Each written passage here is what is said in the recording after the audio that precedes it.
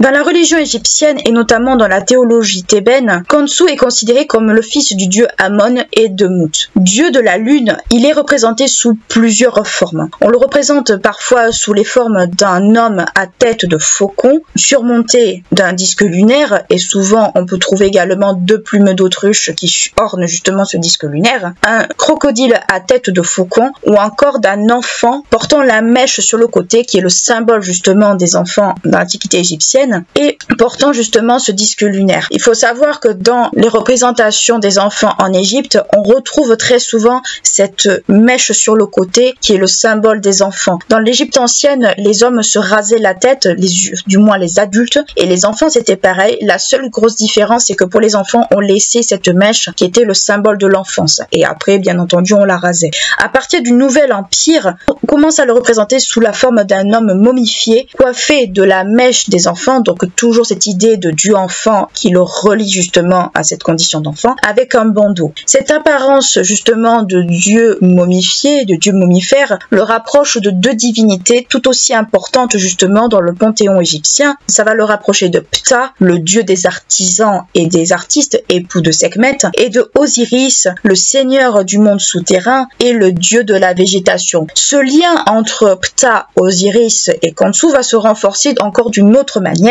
avec l'attribution des sceptres de ces divinités. On va retrouver l'ouas, on va retrouver le sceptre Pshed, la croix Ankh, le fouet et la crosse. Donc on va retrouver cette espèce un peu d'amalgame de plusieurs symboles provenant de ces différentes divinités pour présenter justement cette espèce d'attribut qui va caractériser Khonsu. Khonsu porte également dans certaines représentations le collier Ménat. Rappelez-vous, le collier Ménat est ce collier à plusieurs rangs composé de perles la plupart du temps et qui possède un contrepoids. Donc c'est pas forcément un collier que l'on porte autour du cou, même si c'est relativement possible, mais c'est un collier qui est, rappelez-vous, associé également à Hathor. Celui de Hathor est composé souvent de pierres turquoises, mais ça fait partie des symboles qu'on va relier à cette déesse-là. Et bien justement, Khonsu va porter justement ce collier Ménat dans certaines représentations, et c'est un symbole de protection dans ce cas-là. Donc on va dégager plusieurs points chez Khonsu qui vont relever plutôt d'une espèce de syncrétisme au niveau des symboles de certaines divinités chez Khonsu. Cela montre que cette divinité possède différents attributs, donc il y a cette forme de syncrétisme, comme je viens de vous dire, notamment de divinités importantes dans le panthéon égyptien. Ptah est le dieu des artisans et des artistes, donc un dieu qui est proche du peuple d'une certaine manière, qui est associé au peuple. Osiris est le seigneur du monde des morts, c'est celui qui a pris la place d'Anubis justement dans le monde souterrain et qui possède cette caractéristique de juge. Donc on peut supposer que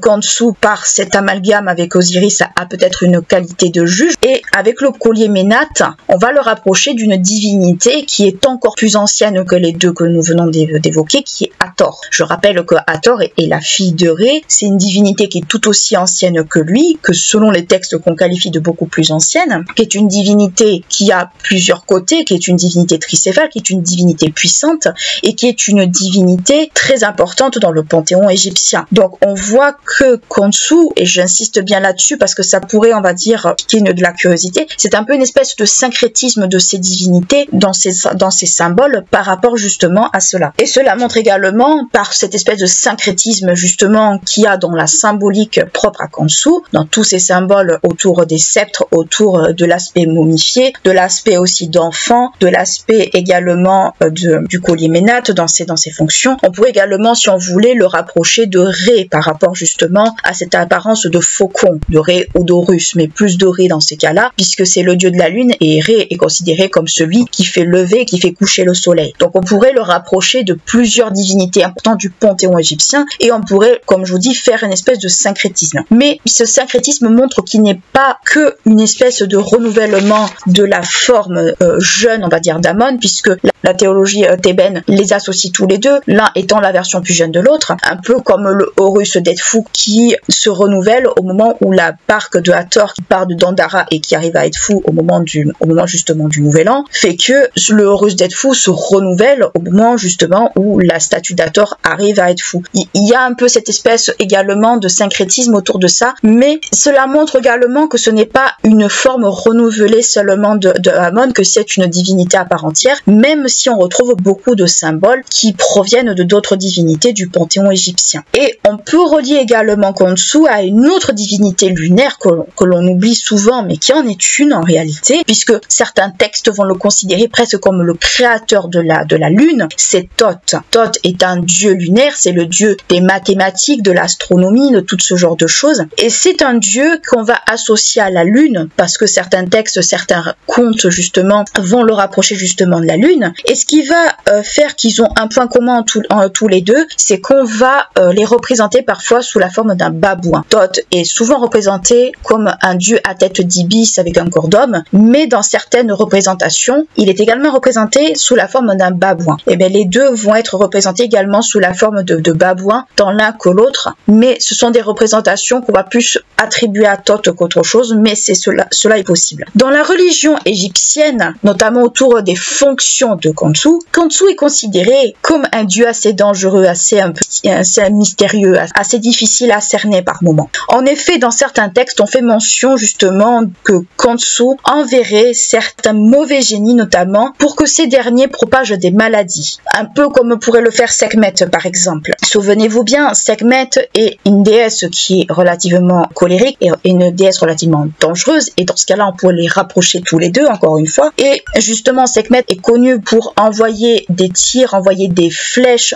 empoisonnées entre guillemets, où des maladies pourraient se répandre. Mais justement, on pourrait les associer tous les deux par rapport à ça. Et on pourrait les associer encore plus si on pousse l'analyse un peu loin, puisque Khonsu est également considéré comme celui qui va apaiser les maladies, qui va chasser les maladies et donc guérir les gens. Et rappelez-vous, Sekhmet est également pareil, puisque Sekhmet, quand elle est en colère, elle peut déchaîner tout et n'importe quoi, et quand elle est calmée, elle apaise et elle guérit. Donc on pourrait encore une fois faire un peu ce rapprochement autour de Sekhmet et de Khonsu, comme nous l'avons fait pour Ptah, Osiris et Ré, et indirectement Hathor également. On peut retrouver ces fonctions un petit peu complémentaires sans être complémentaires justement chez Khonsu, ou une des fonctions totalement similaires entre ces deux divinités. Khonsu se veut également être un dieu protecteur. Rappelez-vous, le collier Ménate est censé représenter une forme de protection, et c'est justement peut-être par rapport à ça que l'on va associer justement chez Khonsu une forme de protection, une forme peut-être aussi de guérison, mais ça c'est plus avec Sekhmet. Et dans cette fonction de protecteur, d'accompagnant principalement, c'est un dieu qui va accompagner les voyageurs nocturnes et qui va les protéger contre les animaux sauvages qui auraient tendance à chasser la nuit. Khonsu est à la fois un dieu dangereux et un dieu à la fois bienfaiteur, un peu comme pourrait l'être Sekhmet ou un peu comme pourrait l'être Hathor d'une certaine façon. Donc Khonsu, encore une fois, regroupe certains attributs que l'on peut attribuer à des divinités beaucoup plus anciennes et qui se concentrent justement dans cette divinité-là. Comme dans certaines divinités, comme par exemple pour Ré qui est considéré, qui a plusieurs épithètes, et il n'y a pas forcément que lui, Khonsu possède plusieurs épithètes, plusieurs noms, plusieurs appellations selon le terme que l'on souhaite employer, et parmi elles, on peut citer par exemple Khonsu qui est dans Thèbes, donc référence encore une fois à cette fameuse triade qui va former avec Amon, Khonsu Néferhotep, donc de l'égyptien si on le traduit, Khonsu parfait de Clémence, qui fait référence justement à cette fameuse triade qui forme avec ses parents, et dans laquelle il occupe justement la place du dieu enfant, et rappelez-vous, nous l'avons dit à l'instant, cette représentation du dieu enfant est due en partie à cette mèche qu'il porte. Dans les représentations égyptiennes, si vous en voyez, que ce soit dans les livres ou ailleurs, si vous voyez des enfants représentés ou si vous en cherchez principalement, la plupart du temps, je dis bien, des mèches sur le côté, parce que c'est justement ce petit symbole qui fait que on vous signale que c'est un enfant et que ce n'est pas autre chose. On a par exemple Khonsu Pahir Sekhe Urur de l'égyptien Khonsu qui fixe le sort, donc dans ce cas-là, il est plutôt une forme secondaire de Khonsu Néferhotep, et c'est une fonction, c'est plutôt une appellation que l'on va retrouver plus à partir de l'époque ramesside, donc l'époque des Ramsès. Partez du principe que c'était cette époque-là, et sous cette forme-là, Khonsu va avoir une fonction protectrice, une fonction où il va protéger les gens des démons errants, parce que il faut savoir que la religion égyptienne est teintée de magie, de croyances, et la médecine également, c'est la même chose. Il faut savoir que la magie en Égypte est quelque chose, on va dire, qui est omniprésent. Les prêtres pratiquent la magie, les hommes classiques pratiquent la magie, tout le monde pratique la magie, tout le monde a la possibilité de la pratiquer. Tout ce qui est autour des démons, tout ce qui est autour des esprits, tout ça est quelque chose de très présent en Égypte. Ça ne fait pas d'eux forcément des gens qui sont très mystiques, mais ce sont des notions connues. Donc ce qu'il faut comprendre de Khonsu d'une certaine façon, d'une certaine approche, c'est que que Khonsu est une espèce de syncrétisme entre plusieurs divinités. Cela s'est déjà vu, des syncrétismes il y en aura toujours, il y en a toujours eu dans l'Antiquité. Si on prend par exemple la Anubis avec Hermanubis, qui est un syncrétisme entre Hermès et Anubis, ça c'est un syncrétisme d'une certaine forme, mais Khonsu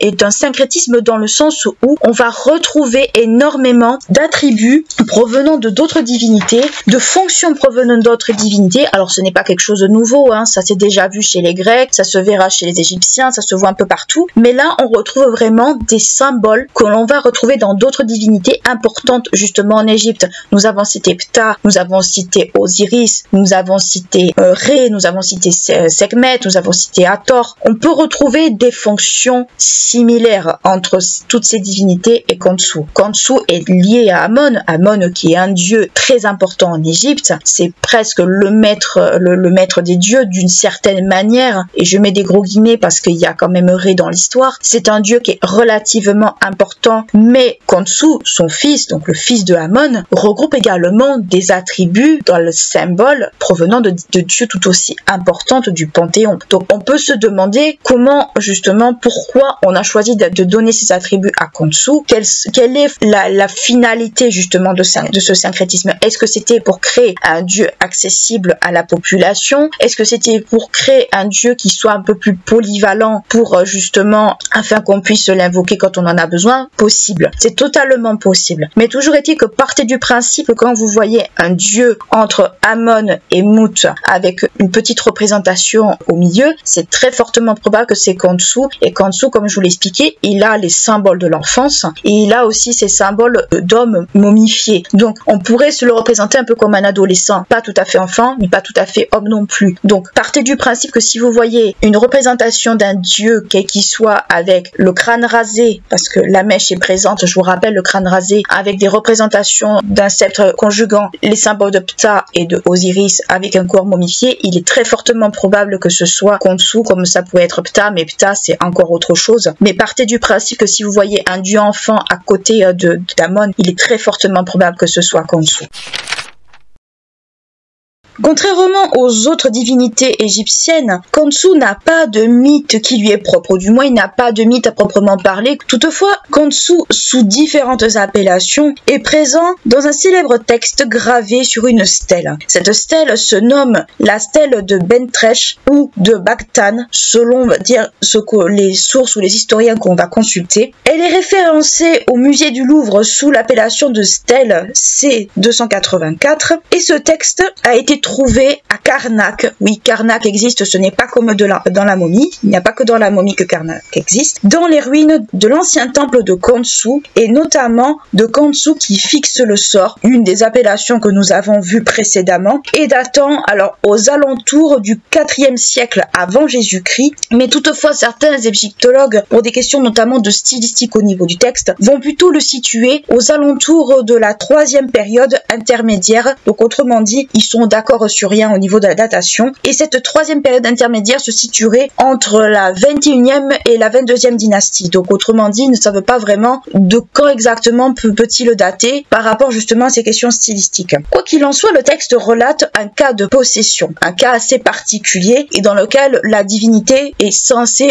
être intervenue. Le récit nous raconte que le pharaon, justement en poste à ce moment-là, part pour une région qui se situerait entre le Haut-Euphrate et l'Oronton, où il est allé récupérer des cadeaux, ou plutôt des tribus, des souverains qui lui sont soumis. Donc on peut supposer que c'était des tribus qui lui étaient soumis, ou certains peuples qui lui étaient soumis. Le souverain de Bakhtan, alors c'est soit un prince, soit un roi, selon les versions que l'on va consulter, décide d'envoyer sa fille aînée au pharaon en guise de tribu. Cela se faisait assez souvent, selon un processus qui était en vigueur sous le Nouvel Empire. Donc on a quand même d'une certaine manière une espèce de datation au niveau du texte, ou du moins de ce qui pourrait être en vigueur justement à cette période-là. Le pharaon en poste accepte la princesse parce que c'est une princesse, mais toutefois la jeune sœur de cette dernière, de cette princesse, Bentresh, tombe gravement malade. Le texte nous apprend alors qu'un messager du souverain de Bakhtan se rend à la cour du pharaon afin de le supplier d'envoyer un savant pour qu'il guérisse la princesse Bentresh. Donc un savant, faut bien comprendre que ça peut être un médecin, savant. Principalement, dans ce cas-là, ça peut être un médecin. Mais il faut aussi avoir en tête que médecins, savants, prêtres pratiquaient la magie. On distinguait très mal en fait les notions de médecine et de magie en Égypte ancienne. Mais il y avait des pratiques médicales, bien entendu, à base de tout un tas de choses. Mais il était difficile très souvent de distinguer magie et médecine. Le savant, donc le médecin, si vous préférez, part alors avec le messager et il se rend au chevet de la princesse. Et à ce moment-là, en voyant la princesse, il établit un diagnostic qui ne fait aucun doute. La princesse Benktresh est possédée par un esprit puissant qu'on va appeler Kers-Ak et malheureusement, il ne peut pas le vaincre seul car ce dernier est très puissant. Le souverain de Bactan demande alors à ce qu'on envoie, entre guillemets, il faut comprendre le mot envoi avec des gros guillemets, une divinité capable de la guérir. Le pharaon d'Égypte à ce moment-là choisit de s'adresser au dieu Khonsou parfait de clémence, donc à une divinité bien particulière, lors d'une procédure oraculaire. On va attribuer à Khonsou bien plus tard des fonctions vraiment oraculaires, mais c'est vraiment très tardivement. Et cette divinité est alors désignée à ce moment-là sous le nom de Khonsou qui fixe le sort et qui chasse les esprits. Donc on va prendre l'épithète de Khonsou qui fixe le sort et on va l'allonger à une fonction bien particulière qu'on lui demande et que l'on cherche à avoir de lui. Et justement, cette divinité que l'on amène justement au souverain de Bactan, il faut bien comprendre que ce n'est pas la divinité en elle-même qu'on amène, mais plutôt une statue. Ce qu'il faut bien comprendre, c'est qu'on va pas amener la divinité en personne, bien entendu, à ce souverain, on va amener une statuette afin que cette statue, avec toute la rigueur qui est autour du culte de Khonsou, afin qu'il puisse guérir la princesse. Grâce à l'intervention royale, Khonsou parfait de clémence communique son pouvoir magique, selon le texte bien entendu, à plusieurs reprises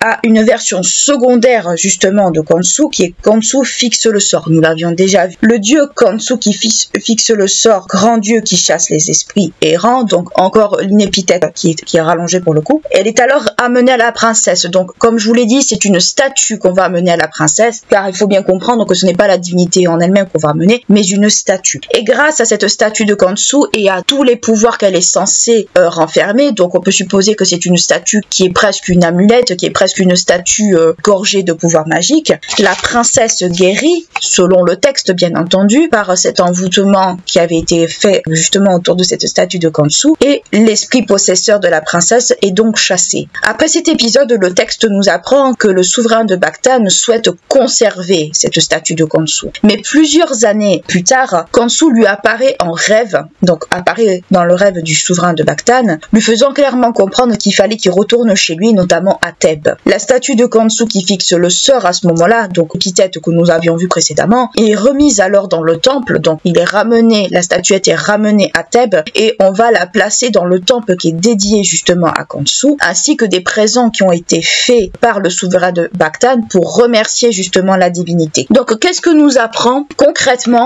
cette petite histoire, c'est pas un conte mais petit épisode qu'il faut prendre toujours avec des pincettes, c'est que en fait Khonsou a été utilisé dans un cas de possession que l'on retrouve dans d'autres textes égyptiens, mais il va être utilisé un peu comme une amulette d'une certaine manière pour repousser ou pour expulser un esprit que l'on pense être un esprit possesseur et du coup qui permet de guérir et d'apaiser justement cette princesse. Donc là on retrouve les fonctions guérisseuses et protectrices de Khonsou qu'on lui connaît déjà par ses différentes épithètes, mais aussi par les fonctions de la divinité elle-même. Donc on peut voir quand même que même s'il n'y a pas de mythe à proprement parler sur cette divinité, il y a quand même d'une certaine façon une intervention ou un culte de Khonsou qui est avéré, qu'on utilise dans certains cas, comme c'est le cas par exemple pour Sekhmet ou pour d'autres choses. Le texte que nous venons de voir souligne déjà dans cette version du culte, donc du culte de Khonsou qui fixe le sort, ce dernier a quand même un temple et un clergé qui lui est propre et sa présence est attestée déjà dès la 21e dynastie. Donc autrement dit, Khonsou qui fixe le sort, même s'il est arrivé assez tardivement par rapport justement à Khonsou parfait de clémence, est une déclinaison de cette divinité qui existe déjà et que l'on connaît ou du moins qu'on a développé. Il faut savoir que toutes les épithètes des dieux étaient plus ou moins connues, mais il peut arriver qu'on en rajoute un peu plus. C'est totalement possible. Pour faire simple, il faut partir du principe que dans beaucoup de temples, il pouvait arriver qu'on dédie un culte justement à une divinité, mais à une divinité avec une fonction particulière. Là, il y avait Khonsou parfait de clémence, il y avait Khonsou qui fixe le sort, mais partez du principe, c'est le cas aussi pour toutes les autres divinités, on dédie un culte à une divinité, mais avec avec une épithète précise et surtout avec une fonction précise, ou du moins avec une fonction que l'on cherche justement à mettre en avant. Ce texte globalement nous apprend quoi? Il nous montre, comme je vous l'ai expliqué, le rôle guérisseur et protecteur de Khonsu, là on est entièrement d'accord, mais aussi un rôle protecteur contre les démons et contre la mort. Donc, autrement dit, un espèce de garde-fou par rapport justement à la mort, par rapport à ces cas de possession, qui pouvaient être des cas, bon, les cas de possession, on sait très bien que ça pouvait être dû à autre chose, mais globalement, dans l'Égypte ancienne, comme je vous l'ai expliqué, magie et médecine ne se distinguaient pas. On ne peut pas parler de possession à l'heure actuelle comme on pouvait parler de possession en Égypte ancienne. Il faut bien comprendre que de nos jours, on pourrait parler de cas de possession par rapport maladie mentale ou ce genre de choses. En Égypte, ça n'existait pas, ce genre de choses. Si tu étais possédé, c'est que tu avais un esprit qui était ancré en toi et il fallait le faire sortir. Et certaines divinités étaient utilisées justement pour aider les esprits à sortir des humains qu'ils possédaient entre guillemets. Mais là, Khonsu justement a cette espèce un peu de rôle de garde-fou par rapport à la princesse Maitresh. Alors, il faut prendre ce texte, on va dire très princesse Disney, avec beaucoup de pincettes, bien entendu, parce que il faut bien comprendre que même si Khonsu avait été utilisé, ou du moins le clergé de Khonsu a été utilisé pour justement aider la princesse à guérir entre guillemets de son envoûtement, il était fort probable que la princesse était peut-être atteinte d'une maladie, si on se met un peu plus sur la réalité, et que malheureusement on attribuait ça à un envoûtement et pas à une maladie à proprement parler. Donc Khonsu dans ce cas-là a un petit peu un rôle de garde-fou, a un petit peu un rôle de protection et de guérison, mais partez du principe que magie et médecine, en fait, peuvent se mélanger dans l'Égypte ancienne. Donc il faut prendre vraiment ce texte avec beaucoup de pincettes, même si c'est un texte qu'on peut trouver très beau, et je le conseille, c'est un texte qui est très beau. Il faut le prendre avec beaucoup de pincettes parce que les cas d'envoûtement, que ce soit au Moyen-Âge ou dans l'Antiquité, c'est quelque chose d'assez particulier. On ne fera pas la distinction entre la religion et la médecine, entre une maladie mentale et justement une possession. Donc il est très souvent difficile dans ces cas-là de faire la distinction entre ce qui peut être de l'imaginaire et ce qui peut revêtir de la réalité médicale.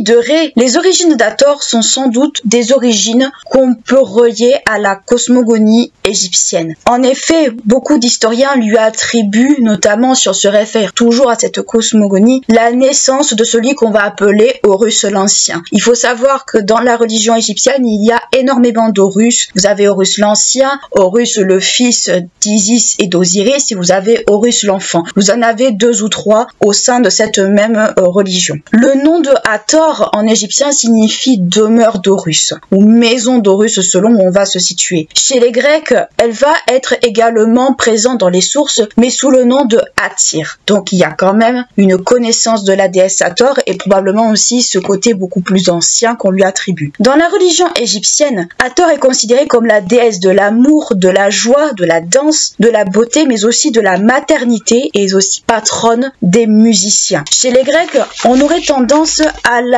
rapprocher à Aphrodite pour certaines de ses attributions, mais on pourrait aussi pousser un peu plus loin en la rapprochant des rats, dont l'un des animaux fétiches est la vache, mais aussi on pourrait la rapprocher également à Artémis. Pourquoi Héra et Artémis, vous allez me dire, puisqu'on la rapproche d'Aphrodite avec tout ce qui a rapport avec l'amour et la beauté, parce que Hathor est la déesse de la maternité, et chez les Grecs, Héra et Artémis sont les déesses protectrices des femmes accoucheuses ou des femmes enceintes ou des mères de façon générale. Donc c'est pour ça que si on poussait l'analyse un peu plus loin, on pourrait la rapprocher de ces déesses-là. Ces différentes fonctions font que l'on peut l'associer également d'une certaine manière à toute forme de vie terrestre de façon générale, à la fois végétale, animale, humaine ou tout ce genre de choses. Hathor serait en fait une déesse mère que l'on pourrait rapprocher, si on voudrait encore plus pousser l'analyse, à Gaïa. Mais encore une fois, il faut prendre ça avec beaucoup de précaution. Elle a également aussi pour fonction, et on va le retrouver dans certaines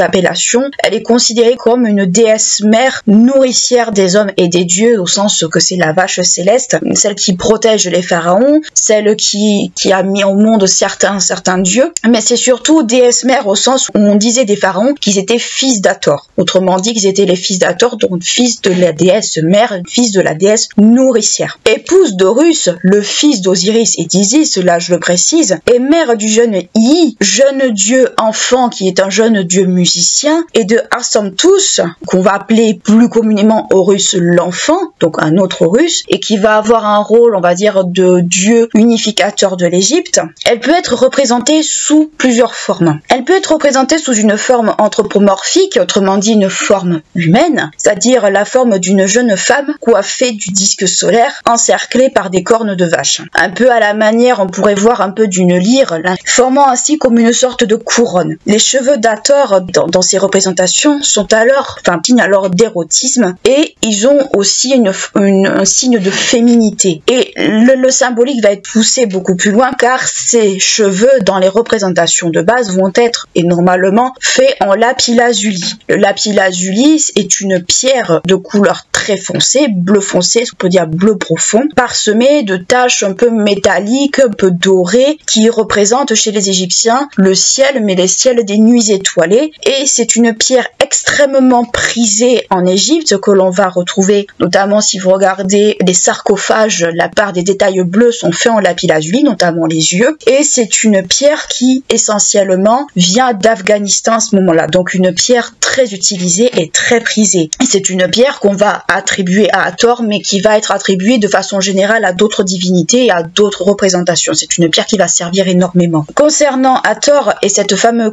coiffure lapis-lazuli, on va y voir plutôt une forme de séduction, d'appel à l'amour. En effet, il faut savoir qu'en Égypte, on se rasait la tête pour des questions d'hygiène et surtout par rapport à la chaleur. Et du coup, ce qu'on portait, c'était des perruques. Et plus les perruques étaient en matériaux précieux, comme des vrais cheveux ou de la laine ou ce genre de choses, plus la perruque en fait était travaillée, plus elle avait un côté érotique, et donc on sait à peu près à quoi ça pouvait bien servir. En fait, ça accentuait les attraits féminins et donc les attraits séducteurs. À côté de cela, puisque Hathor a justement cette fameuse couronne avec les cornes et le disque solaire, il va se poser un petit problème, à savoir comment différencier Hathor des autres déesses égyptiennes, puisque cette couronne va être reprise à part de nombreuses déesses égyptiennes, comme par exemple Isis et bien d'autres. Si on regarde un peu les différentes représentations d'Hathor pour ne pas trop la confondre, dans certaines représentations, elle va avoir les oreilles bovines, c'est-à-dire, encore une fois, ce fameux rapport avec la vache céleste, donc avec une de ses apparences, et du coup, pour éviter de la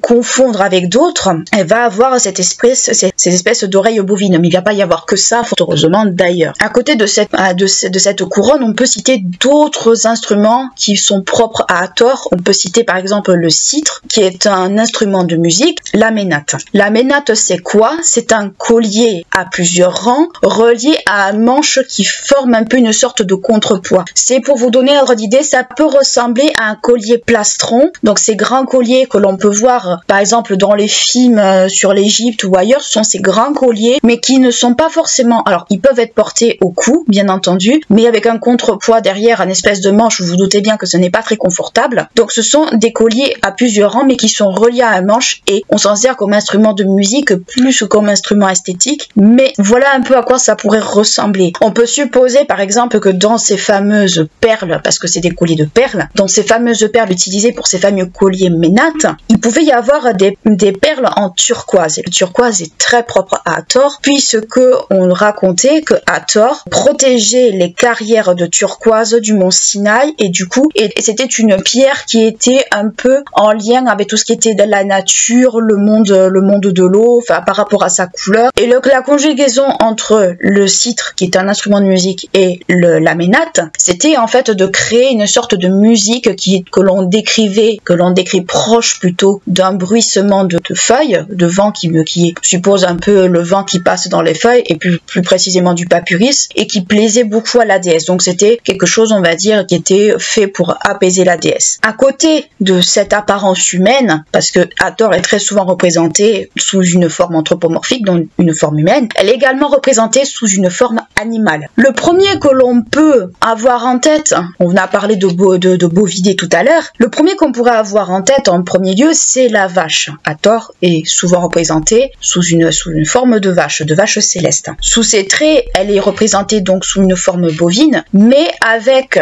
la couronne, encore une fois, à cornes avec le disque solaire, et parfois avec le collier ménate autour du cou. Donc, si vous voyez des représentations de Hathor, enfin d'une vache avec ces attributs-là, c'est la déesse Hathor. C'est, on va dire, une des représentations de Hathor que l'on connaît le plus, et dans ce rôle-là, elle a plutôt des fonctions, plutôt une représentation de déesse du soleil, une déesse qui enfante le soleil, parce que oui, nous avions vu avec Ré que Ré était à l'origine du lever et du coucher du soleil, mais dans une autre interprétation, on partait du principe que c'était la déesse Hathor qui accouchait du soleil. Donc elle avait, on va dire, une fonction de mère du soleil, d'un genre où c'est elle qui l'enfante et c'est elle qui le met, on va dire, au monde, entre guillemets. Mais elle avait également une autre fonction que nous verrons un tout petit peu plus tard, mais j'en parle juste maintenant pour un peu aiguiser la chose, c'est qu'elle avait aussi une fonction de, un peu pour accompagner les morts, de protéger les morts. Donc elle avait un peu cette fonction de naissance et de renouveau, de naissance et de mort. On le verra, on en parlera un peu plus tard de la fonction justement d'accompagnatrice des morts qui est beaucoup moins connue, mais là je vous en parle juste un peu pour piquer un petit peu l'appétit. Si on la connaît sous sa forme de vache céleste, il y a une autre forme auquel on ne va pas penser d'entrée de jeu parce que on peut se dire mais pourquoi? C'est l'apparence d'une lionne. Si jusqu'à présent nous avons vu une déesse douce, bienveillante, maternelle, extrêmement, qu'on pourrait qualifier presque de gentille, elle a néanmoins un côté féroce, un côté, on va dire, on peut dire sombre, et c'est notamment celle de la lionne. Hathor peut être représentée dans certains cas sous les traits d'une lionne, puisque je vous rappelle que Hathor est fille de Ré, donc on peut dire que Ré étant, on va dire, très liée dans la mythologie égyptienne aux déesses lionnes, vous avez Tefnut, Paquette, vous avez Sekhmet, Bastet, toutes ces déesses ont pour point commun d'être des déesses félines, et bien Hathor va être aussi incluse là-dedans, et c'est ce qui fait cette fameuse transformation en lionne, c'est ce qui fait qu'on va l'associer aux déesses qu'on va qualifier de dangereuses. Sous cette forme, on va dire, de fauve, elle est souvent confondue avec Tefnut, avec un peu, on va dire, un peu maladroitement, et par la suite, elle est associée à Sekhmet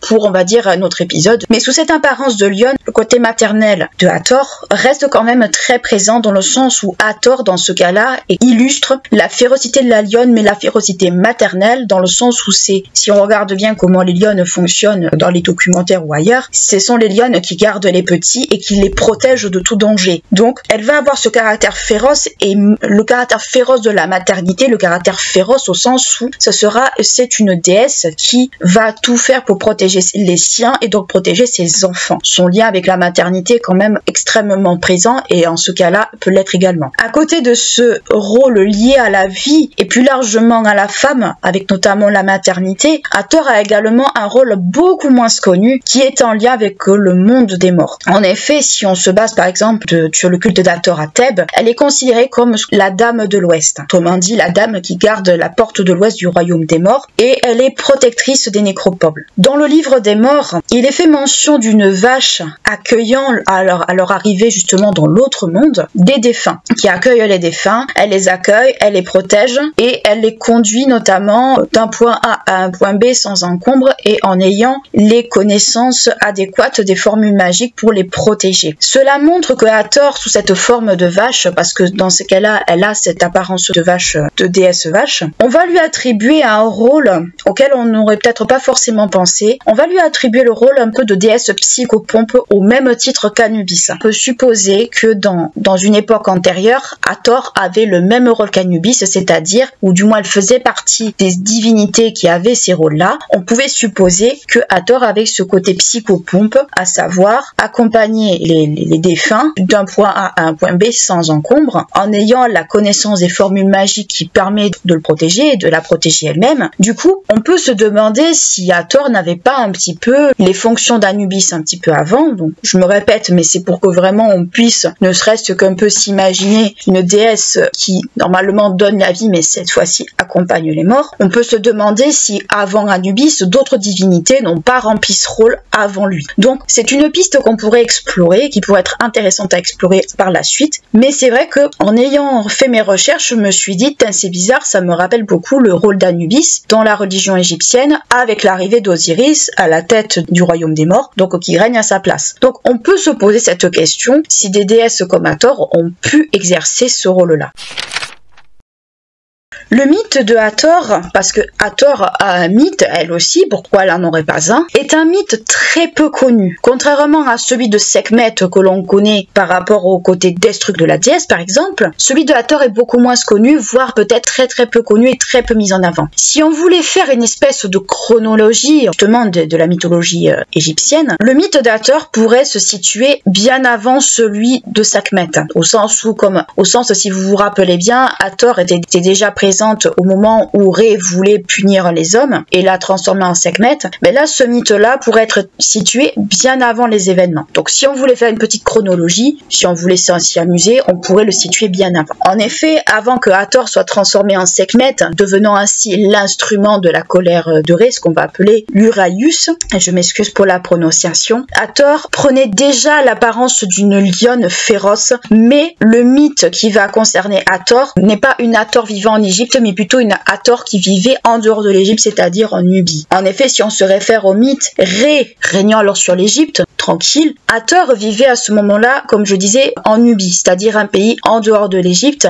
et un pays avec lequel l'Égypte elle-même, avec les pharaons et compagnie, va avoir quelques petits accrochages. Et dans ce fameux mythe, Hathor a pris la forme d'une lionne féroce, mais surtout d'une lionne, on va dire, qui vivait pour elle-même et qui vivait sans, on va dire, entrave. Le dieu Ré, souhaitant la faire venir en Égypte et surtout de l'avoir auprès de lui, décide d'envoyer 2 divinités pour aller à sa rencontre. Il va envoyer Chou, le dieu Chou, et Thoth. Le but de la manœuvre d'envoyer ces divinités, et surtout Thoth qui est réputé pour être un dieu sage, c'est de la convaincre de s'installer en Égypte et du coup on va dire de faire partie de l'entourage de Ré. Pour cela, Chou et Thoth se transforment en singes. On se doute bien qu'ils vont pas se transformer en fauve pour se faire attaquer, on s'en doute bien. C'est le but de se transformer en singe, c'est surtout de pouvoir l'approcher plus facilement. On peut s'imaginer un peu la scène si on a beaucoup d'imagination, et peut-être pour pouvoir ne pas se faire manger si elle a un peu faim. Ces derniers parviennent à la convaincre de les suivre en Égypte,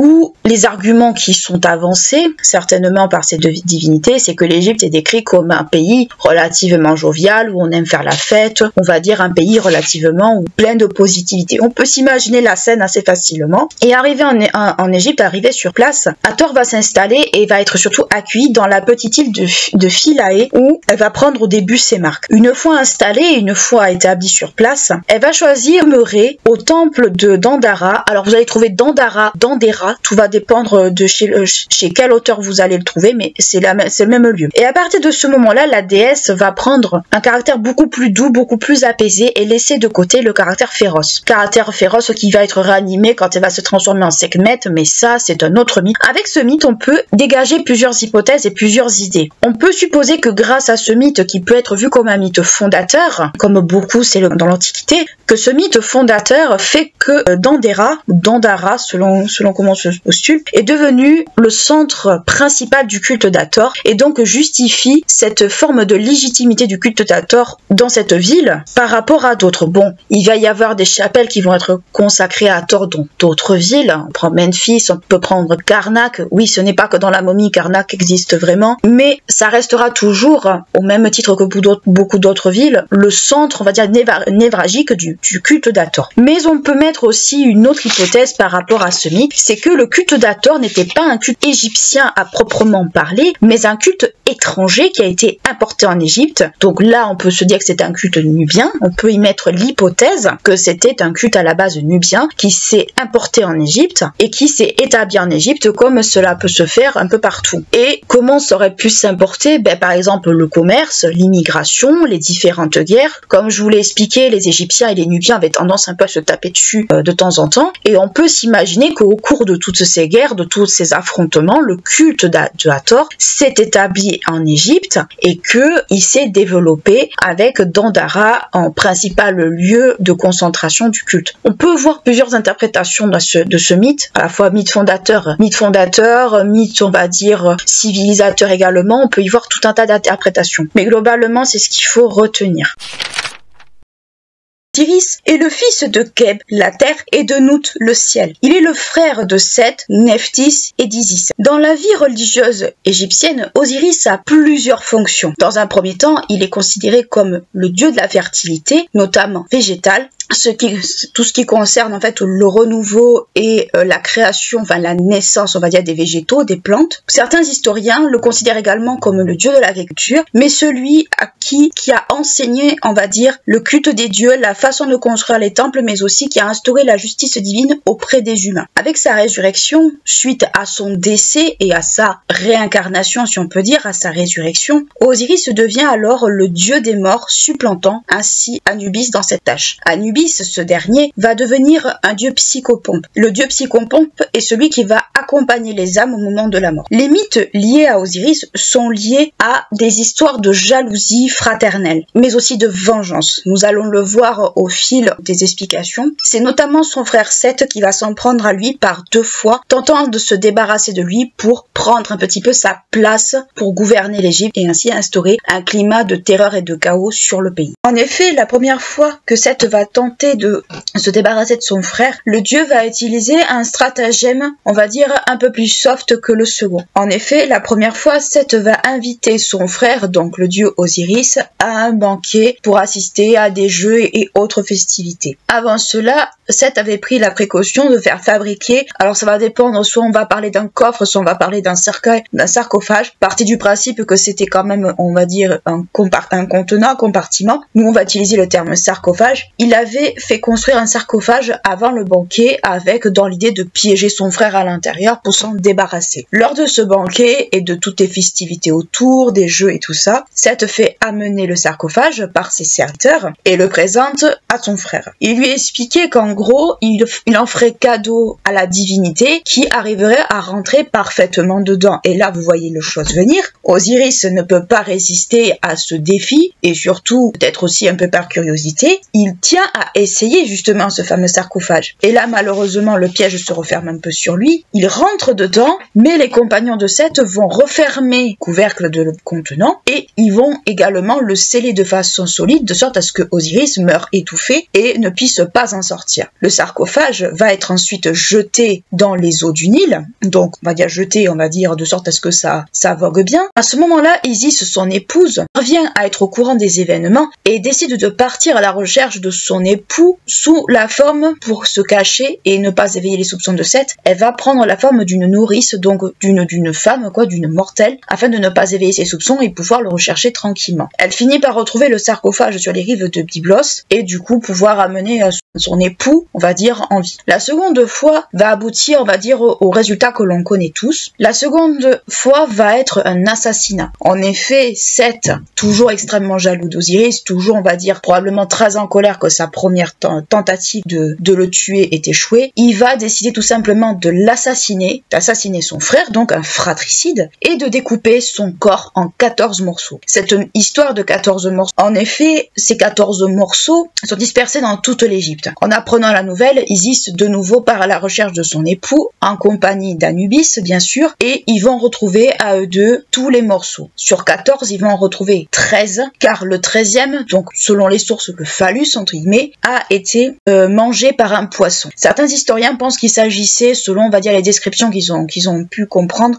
il s'agissait d'une perche du Nil. Donc, la perche du Nil, pour expliquer la chose un peu comme c'est un peu comme une sole. C'est un peu ce genre de type de poisson. Donc, ça fait partie, on va dire, du mythe. Une fois, on va dire tous les morceaux retrouvés. Alors, selon les versions et selon les historiens, on parle du fait que également Isis et Nephthys, donc la sœur d'Isis, aient pleuré, on va dire, et se sont lamentés sur le corps, on va dire, d'Osiris. Puis, Anubis, Nephthys et Isis vont procéder à la réanimation du corps d'Osiris par tout un tas de procédés magiques, mais aussi par les procédés de momification et d'embaumement mis en place par Anubis. Donc c'est à partir de cet épisode-là que les procédés de momification et d'embaumement vont être mis en place, vont exister. Du moins, c'est selon le mythe et selon on va dire ce que le mythe raconte. Durant ce processus, Isis va, alors ça va dépendre encore une fois des versions qu'on va trouver, va se transformer en oiseau, battre des ailes au-dessus de son mari. D'autres vont dire qu'elle a battu des ailes normalement, et elle parviendra par ce procédé à ramener son époux à la vie,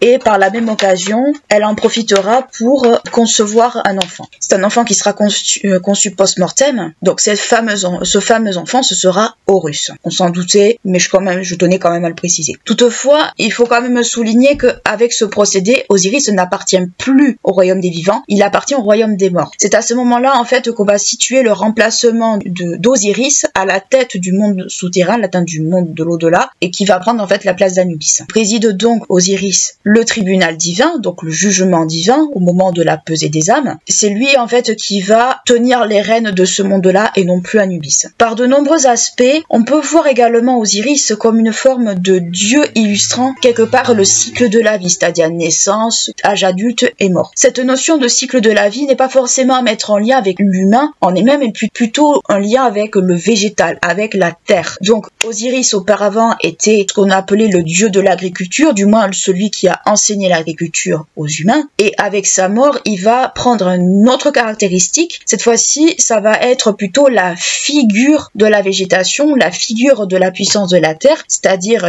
le fait que de la graine, la plante pousse et qu'à la fin, elle meurt. C'est un petit peu, on va dire également, cette interprétation-là que l'on peut également en donner. Les fonctions particulières d'Osiris sont également l'illustration des phénomènes complexes auxquels les êtres humains sont confrontés, comme la vie, la mort, le renouveau par le biais des générations suivantes, les naissances, l'équilibre de la société, etc., etc. Contrairement à d'autres divinités, Osiris montre une forme de proximité avec les humains, dans le sens où on met en avant, on le connaît par certains aspects, notamment par certains aspects au niveau de sa mort. Donc il reflète un peu tout ce qui est en lien avec l'existence humaine.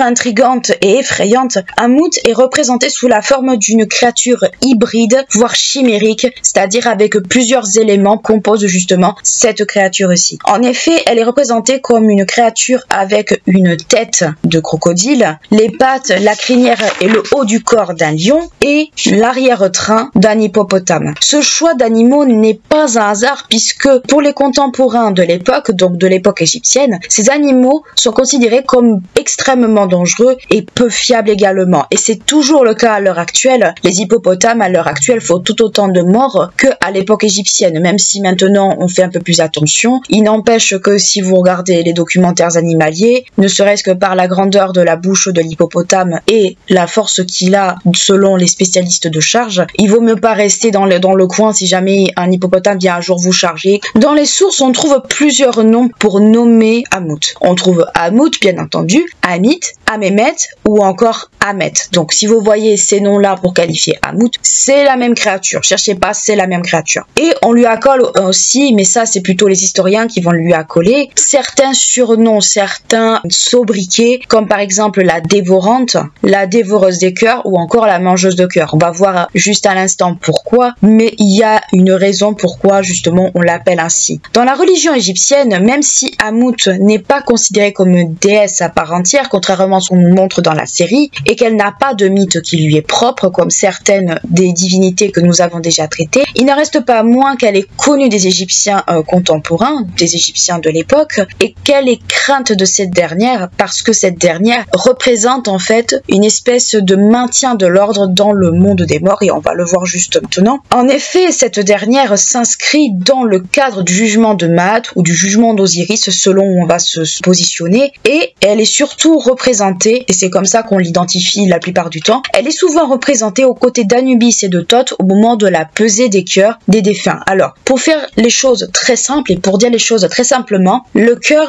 est mis dans un plateau de la balance de Maat et vous avez la plume de Maat de l'autre. Selon si le cœur est lourd, plus lourd que la plume, ce cœur est criblé de péché, donc il n'y a pas de renaissance entre guillemets possible. En revanche, si ce dernier est plus léger que la plume, ce cœur-là est un cœur juste, est un cœur noble et il peut accéder à l'étape suivante. Donc, qu'est-ce qui se passe quand le cœur est beaucoup trop lourd de péché? C'est que ce dernier est donné à Ammut et Ammut en fait le dévore, d'où le fait qu'on l'appelle mangeuse de cœur ou dévoreuse de cœur. Donc, Ammut quelque part est une espèce de garantie, une espèce de filtre qui permet aux justes de passer et non pas ceux qui sont considérés comme des êtres néfastes. Donc, on voit très bien que Ammut a un peu un caractère de filtre par rapport justement justement à cette notion de paradis ou d'enfer entre guillemets, même si à l'époque antique ça n'avait pas grand sens, il faut tout de même voir que le monde des morts en Égypte, ce n'est pas le monde des morts comme on peut se le figurer. Il y avait soit les justes d'un côté, soit les personnes néfastes de l'autre. Donc ceux qui étaient néfastes, c'était Ammut en général qui s'en occupait. Et dans la série justement Marvel, cette notion est reprise d'une certaine façon, mais elle n'est pas reprise comme on pourrait se l'imaginer justement dans le cadre de la salle du jugement. Elle est reprise par la secte justement qui se dit adorateur d'Ammut, et ce qui fait que ceux qui sont tatoués de la balance dans la série peuvent avoir cette capacité de jugement et donc de faire disparaître les personnes jugées néfastes et de laisser les bons en vie. Donc on voit que dans la série, il y a cette notion qui est reprise, mais qui est reprise peut-être d'une façon assez maladroite, puisque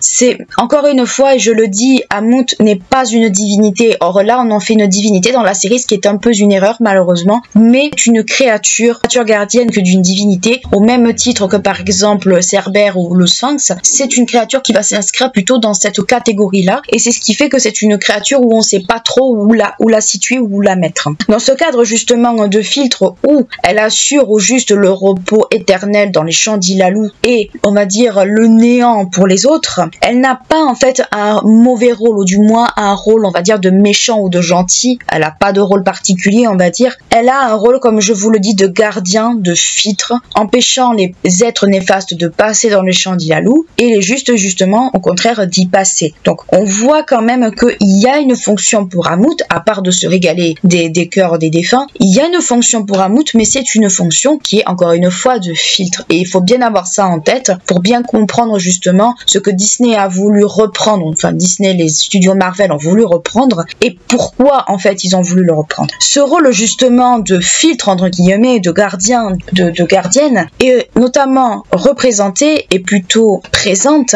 dans le chapitre 126 du livre des morts, donc la source qui nous renseigne le plus justement par rapport à la pratique égyptienne. Et on retrouve également des allusions d'Ammut dans certains papyrus magiques, notamment le papyrus magique de Brooklyn, qui est un papyrus qui est justement maintenant au musée à New York, mais ça on le verra tout à fait après. Dans l'histoire de façon générale, Ammut est présente essentiellement et principalement après l'époque amaranienne. Et qu'est-ce qu'est l'époque amaranienne? Pour vous donner une ordre d'idée, c'est l'époque en fait d'Akhenaton ou d'Amenophis IV, c'est le même personnage, et de son hérésie. Pour vous expliquer la chose, on va dire de façon très sommaire, Akhenaton, Amenophis IV, a voulu instaurer une espèce de monothéisme, même s'il y avait toujours une espèce de reconnaissance de certains dieux, une espèce de monothéisme de façon assez maladroite, et malheureusement le peuple d'Égypte l'a très très mal vécu, ce qui fait qu'Amenophis IV pendant très longtemps a été quasi gommé, au même titre par exemple qu'Hatshepsut a été gommé de l'histoire égyptienne parce que justement il y a certaines choses qu'il ne fallait pas toucher à l'époque et la religion en faisait partie. Durant cette période, donc période post-époque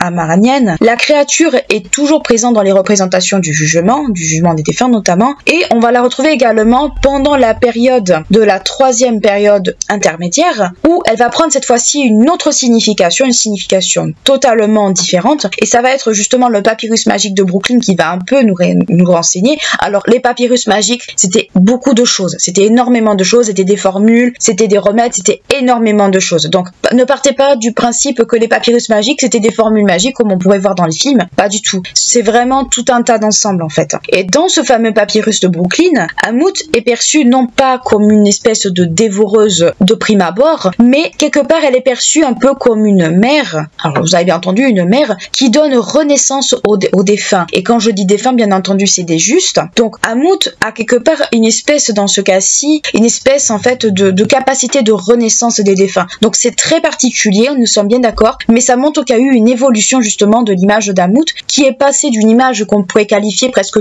d'effrayante à peut-être une image un peu plus bienveillante d'une certaine manière, mais avec toutefois une pointe de peur derrière. Et par rapport justement à ce caractère de mère qui donne naissance ou renaissance au juste, on va la comparer à une truie. Oui, parce que la truie à l'époque était un symbole de maternité, mais c'était un symbole de maternité très particulier puisque on disait de la truie que cette dernière était capable de dévorer ses petits. Alors, il faut prendre, je pense, cela avec des pincettes parce que dans le cas d'Ammut, c'est vrai qu'elle est capable de dévorer les cœurs, mais est-ce que par cette justement comparaison, est-ce qu'on ne dit pas qu'elle dévore les cœurs, que ce soit des défunts, des justes, peu importe, pour leur donner renaissance derrière? Le plus de ce que j'ai pu en comprendre, c'était essentiellement des justes, puisque les autres ne renaissaient pas. Donc ce sont les justes qui devaient renaître justement, et non pas les autres. Donc dans ce cadre-là, on peut dire que Ammut dévorait les cœurs quels qu'ils soient, et que selon, on va dire, le poids du cœur, le défunt renaissait justement par ce biais-là. Donc on pourrait y voir diverses interprétations, et c'est qu'une hypothèse que j'aimais, mais peut-être que c'est une hypothèse qui peut s'avérer juste. L'image d'Ammut,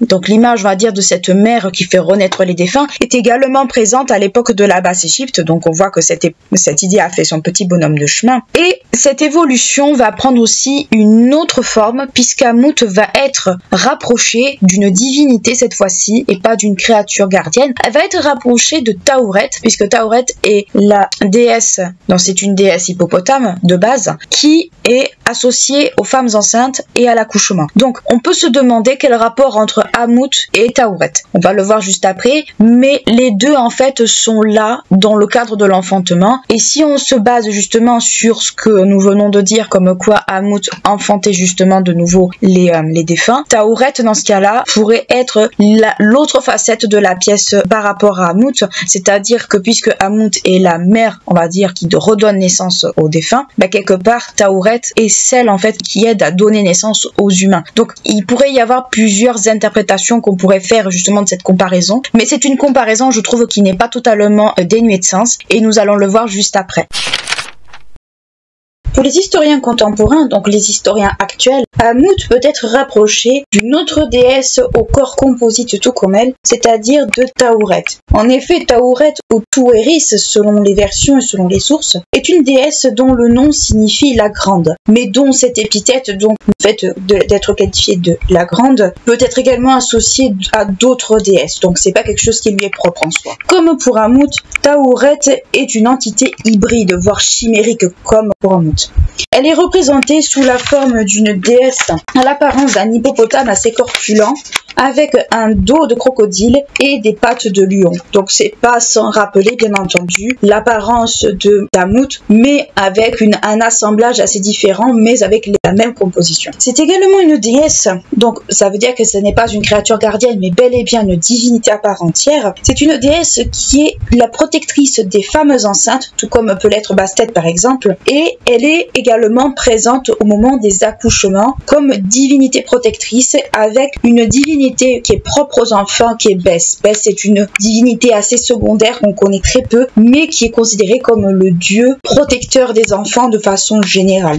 Alors, la déesse est présente au moment des accouchements. Il faut bien comprendre que c'est soit des représentations de Tauret qui sont présentes, soit un membre du culte, bien entendu. La déesse n'est pas présente physiquement à proprement parler. Tout comme Ammut, elle est associée donc à la notion de naissance, mais de façon très différente. Si nous avons vu que Ammut est bien plus tard associé à la naissance, ou plutôt à la renaissance des défunts d'une certaine façon, Tauret est plus attaché en fait à la naissance, mais à la naissance physique des humains. Autrement dit, commencement de leur vie, et pas forcément à une espèce de renaissance en fait des défunts comme peut l'être Ammut. C'est un peu pour ça d'ailleurs qu'on les associe ensemble, hormis le fait qu'elles se sont toutes les deux des entités avec un corps composite. Ce sont des entités qui sont également associées à la naissance, mais de façon assez différente d'un point de vue symbolique également. Dans les deux cas de figure, les historiens mettent en avant que ces deux entités ont d'une certaine façon une forme de complémentarité, puisque d'un côté nous avons celle qui donne naissance, qui est la génitrice, et Ammut est considérée comme la destructrice d'une certaine manière du vivant entre guillemets. Donc ce que les historiens ont essayé de faire en associant ces deux divinités ensemble, ces deux déesses en fait ont des points communs tant dans leur apparence que dans leur fonction, que les historiens trouvent complémentaires, dans le sens où c'est le commencement et le fin de quelque chose. On a le commencement avec Tauret qui donne ou qui est présente à la naissance de tout être humain, et on a Ammut qui est celle qui détruit la vie entre guillemets quand ces derniers arrivent au moment du jugement des morts, du jugement d'Osiris. Donc les historiens les associent tous les deux par rapport à cela, parce que c'est le commencement et la fin d'un tout, mais nous avons vu que Ammut, bien plus tard dans cette évolution justement de son image, elle est associée à une forme de naissance des défunts. Donc on peut supposer que c'est la naissance des justes, ou du moins qu'elle donne naissance aux justes et que ceux qui sont considérés comme des êtres néfastes malheureusement sont détruits à jamais. Donc encore une fois, c'est une caractéristique qui est très peu connue, très peut-être mal développée également par rapport à Ammit. Et Taweret, elle a une fonction dans le royaume des morts d'une certaine façon. Donc les deux déesses sont associées l'une à l'autre, peut-être pas de façon consciente, mais c'est le cas dans la religion égyptienne et c'est le cas de ce que les historiens ont pu en dégager. N'hésitez pas à liker et clocher la vidéo si elle vous a plu, à vous abonner à la chaîne si ce n'est pas encore fait. Moi je vous dis à très bientôt pour un nouveau podcast et d'ici là prenez bien soin de vous.